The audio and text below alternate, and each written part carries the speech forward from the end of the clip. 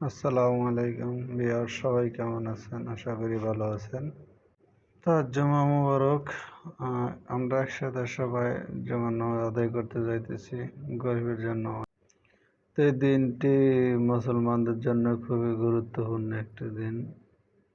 সত্যি কি বলবো, আমরা এই দিনটিকে অনেক গুরুত্ব দিই, কারণ আমরা তো অত টাকা পয়সাওয়ালা না, গরিব মানুষ যে এত টাকা খরচ করে হজ করতে যেতে পারবো।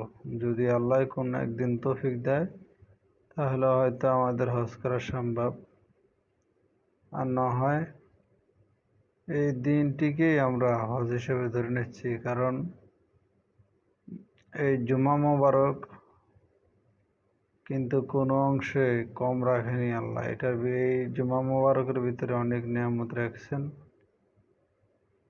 তাই আমরা মনে করি গরিবের জন্য হজের দিন এটা। আর এই ভিডিওটা যদি ভালো লেগে থাকে কথাগুলো শুনে, অবশ্যই লাইক কমেন্ট শেয়ার দিয়ে পাশে থাকবেন। আর সবসময় নিত্য নতুন ভিডিও পাওয়ার জন্য আমাদেরকেও উজ্জীবিত করবেন।